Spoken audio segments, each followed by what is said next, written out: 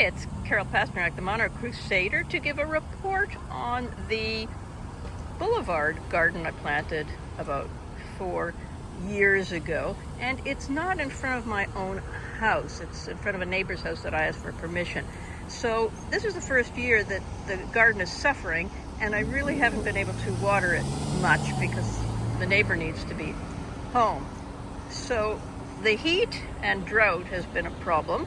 But the anise hyssop is doing fantastic, and even when it looks like it's not blooming anymore, it still has lots of pollinators on it.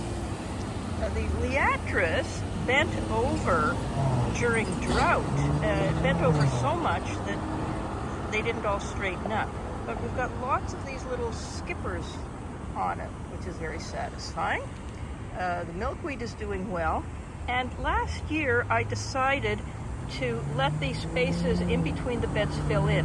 If you remember, I had planted about 11 beds of native plants, and I got a lot of the initial plants from the group, Swallowtail Project.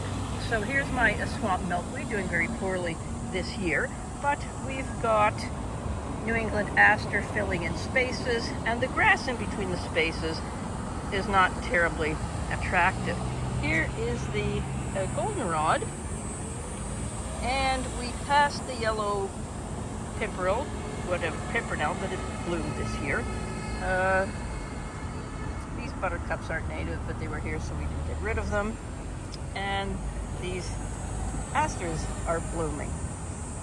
This stand of New England aster couldn't handle something this year because it's usually beautiful, either the heat or the winter salt, but the goldenrod, as always, is doing really well, and I've got some of it tied up, but as it grows up in between, I won't need to do as much staking.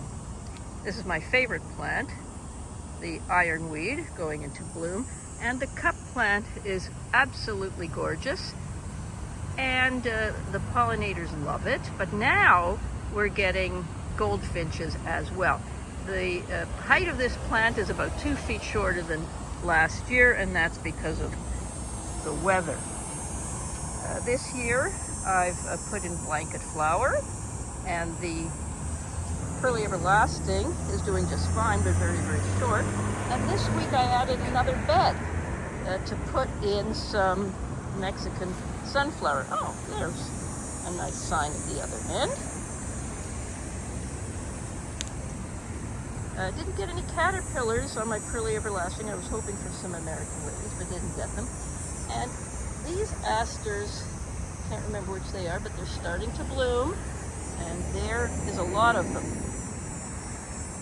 False indigo did really well this year, and this is a goldenrod, and it is not happy.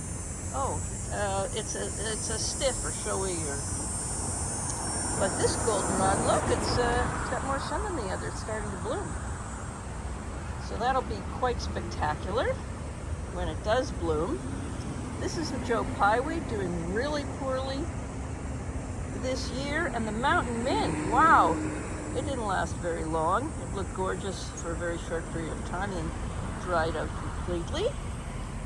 And again, some of these little asters are starting to bloom already. And the New England aster, the main plant, is really finished, but we've got all of these volunteers. And at the end of the season, I did spread out a lot of the seeds because I do want this to fill in. I'll probably need to stake these up in a few days. And the violets, they bloom each year, but they really shouldn't be here in full sun, but they're still living, and they really didn't like not having any water, so I tried to bring them extra water. And we are back to the anise hyssop, which is gorgeous and loaded with pollinators.